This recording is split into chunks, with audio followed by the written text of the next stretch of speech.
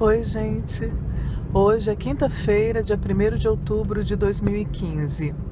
São 11 horas da noite e eu estou voltando apenas agora para minha casa, saindo do meu local de trabalho. Mas eu hoje não estava lá por causa exatamente do meu trabalho, mas porque eu tinha que redigir um texto.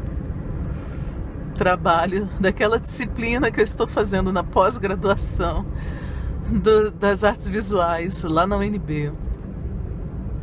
E ai, minha nossa, né? Eu cometi de novo esse gravíssimo erro de deixar para a última hora. E até tenho uma compreensão bacana assim dos textos que li e debati. Então, assim, Lévi-Strauss, Heidegger e Danto, nossa, eu tinha na cabeça o que eu ia escrever, sabe? Os principais pontos, né, dos textos deles que eu queria abordar. Mas eu sou tão dispersa. Aí também tive uma reunião dos colegiados setoriais de cultura do DF. Mais uma das reuniões. Aí fui lá e tal. Aí o nosso interlocutor atrasa nada menos do que uma hora de atraso. Aí permaneci, porque eu achava importantíssima a reunião. Depois já saí com dúvidas, porque às vezes fico com uma intuição, sabe? Aquela sensação de que você está pedindo socorro à raposa. Eu tenho muito medo dessas coisas, assim, né? Bom, mas aí, enfim, participei. Aí voltei pro meu local de trabalho para poder me concentrar, sentar, parar tudo e escrever. Só que um calor infernal, sem ar-condicionado, aí interrupção de tudo quanto é jeito, inclusive da própria internet, de ficar sem internet, a internet vai e volta, mas isso não interferia naquele momento na escrita do texto. Eu ainda estava, né, relendo algumas coisas e procurando compor ali as minhas mal traçadas linhas. Mas e a tensão, assim, do tipo, nossa, mas se essa internet não voltar, mas justo hoje que eu tenho que mandar esse texto.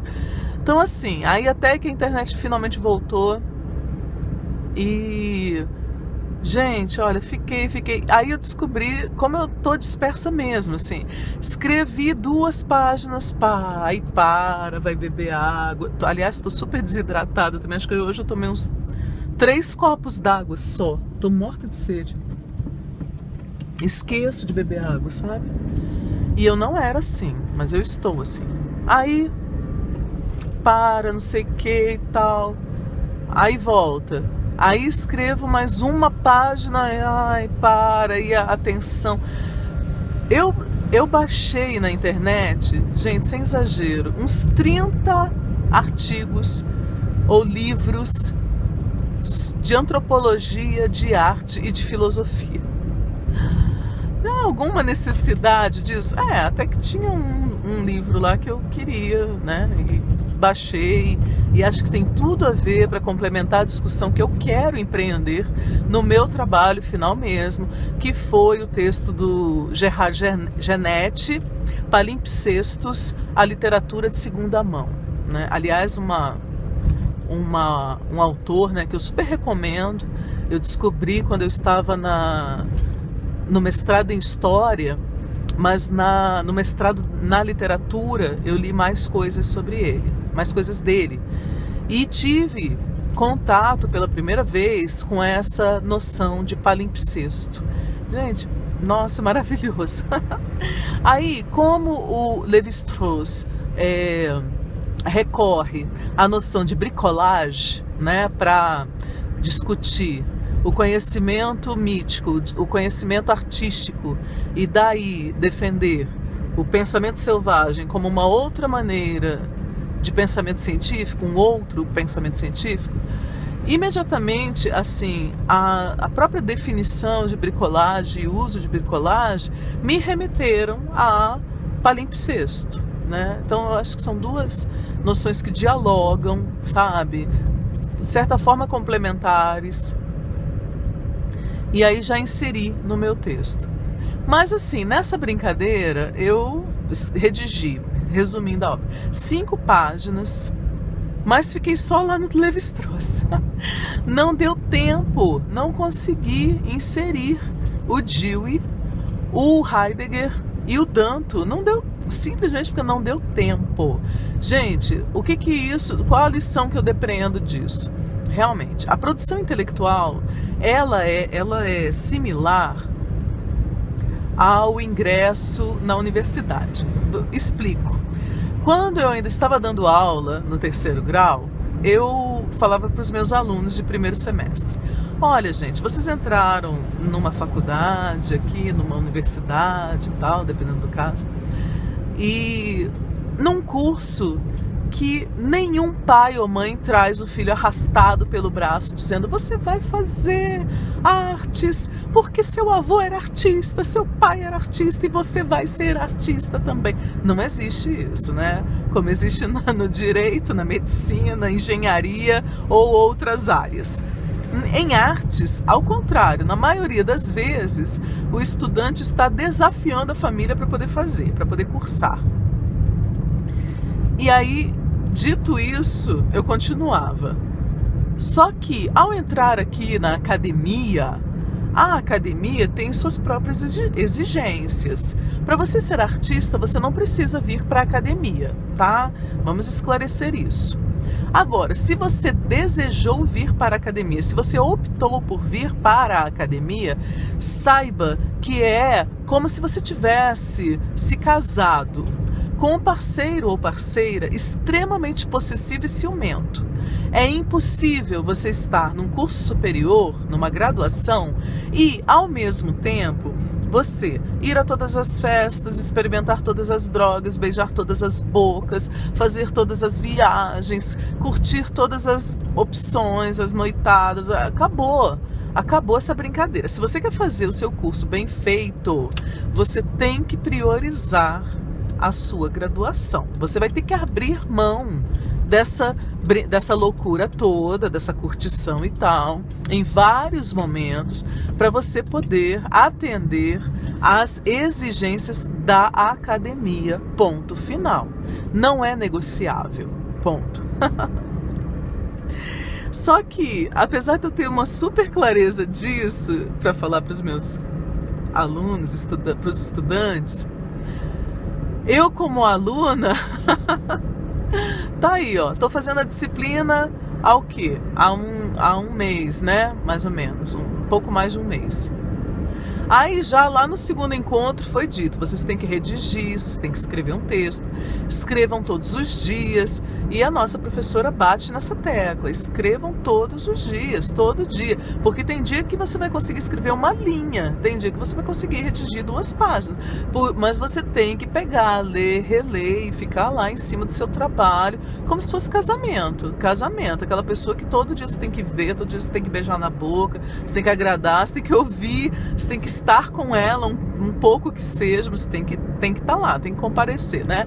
Então, assim, a mesma coisa, a sua dissertação ou texto de disciplina, enfim, essas coisas. A sua produção intelectual. E eu, né, com a minha síndrome de Mulher Maravilha, fazendo ainda as 300 mil coisas, aí fui escrever hoje, dia da entrega. Por quê? Porque eu já sabia o que eu ia escrever. Só que, por mais que você tenha em mente, né, ali, o substrato do que você quer escrever, né, o esqueleto ali, você já tem mais ou menos. Quando você vai colocar no papel, você precisa estruturar esse texto de maneira inteligível. E não é assim. Não é simplesmente essas nuvens de ideias que você tem sobre o que você quer dizer. Você tem que respeitar as leis da escrita, e as leis da escrita demandam muito mais energia de você. E aí foi nisso que hoje eu fiquei lá apanhando horas, gente, horas, são 11 horas da noite. Eu saí agora, né? Então, assim, e tava lá em cima desse texto, ralando, mesmo com essas dispersões, esses momentos de quebra, mas assim, dedicada a isso. E porque você tem que estruturar de uma maneira, né, aceitável, eu fiquei só lá no Levi-Strauss, né? Não dava para já colar de qualquer jeito o Dewey, não dava para enfiar de qualquer maneira o Heidegger. Você tem que ir construindo essa transição, né? Ir construindo esse diálogo de um autor com o outro, né? Então, e como que você vai fazer essa ponte? Pois é, esse é o segredo. Aí por isso você tem que ficar lá todos os dias em cima do seu texto. E eu desobedeci, né? Não, ai, meu, nossa, transgredi e me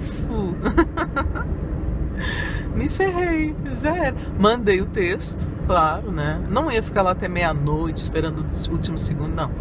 Falei, gente, não tô aguentando mais, tava suando, tava, ai, nossa, toda destruída já. A mente não funciona mais, sabe?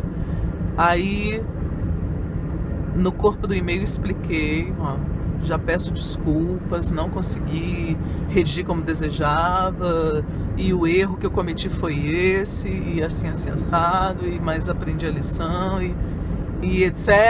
Nem me estendi, assim, 2 parágrafozinhos, porque não tem que ficar contando as mazelas, né? Ficar contando histórias tristes, como eu também dizia para os meus alunos, olha, não adianta ficar me contando história triste. História triste todos nós temos, e ficar contando a sua história triste não resolve a questão. Por exemplo, você tem que me entregar um trabalho hoje, você não está com o seu trabalho na sua mão para me entregar. Você ficar me contando que foi porque a sua sogra precisou e seu marido e isso destruiu toda a sua rotina, isso não faz com que esse trabalho se materialize magicamente nas nossas mãos. Então poupe-me, entendeu? Poupe-me. Você só precisa me falar alguma coisa se isso for apresentar alguma solução, se for resolver algo assim. Não, professora, não tenho o trabalho e ponto. Então, eu também, assim, né, fui breve nessa desculpa, né, nesse pedido de desculpas para a professora, mas mandei o texto da maneira que estava, porque já antecipa, mais ou menos. Mandei 5 páginas antecipando, assim, como eu pretendo discutir, o que eu quero discutir, que são... e decidi que eu vou discutir por sugestão da minha amiga, que está fazendo a disciplina comigo. Ela falou, eu falei, eu não tenho um objeto ainda, né? Porque a última peça em que eu atuei, né, para eu abordar a tragédia, tal, na contemporaneidade, até dá, mas não sei, assim, seria isso. Aí a minha amiga me sugeriu, não, fala sobre os confessionais. Aproveita os vídeos. O Dewey fala da arte, fala da experiência. Os confessionais, eles atendem assim perfeitamente. Então, aí eu fiquei mais nervosa ainda para inserir o Dewey. E aí eu lá me estendendo no Levi-Strauss. E aí não quis só começar a colocar o Dewey, queria colocar mesmo ali as ideias e aprofundar bem para poder, né, discutir os confessionais. Bom, gente, então os confessionais serão aí o objeto de estudo na minha disciplina. E já vão ter a primeira produção acadêmica sobre eles. Tudo bem que sou eu mesma que estou fazendo. Sou eu mesma que vou fazer. Mas, por que não, né? Se eu posso. Gente, olha, torçam por mim. Muito grata, muito grata. Já estou aqui na Avenida do Sol, que é uma rua gigante até eu chegar na minha casa. Mas, né, estou um pouco mais próxima. Daqui a pouco eu estou chegando. Ótimo descanso para todo mundo. Para quem está na balada, ótima balada. Quinta-feira à noite já é aí para os profissionais. E até a próxima.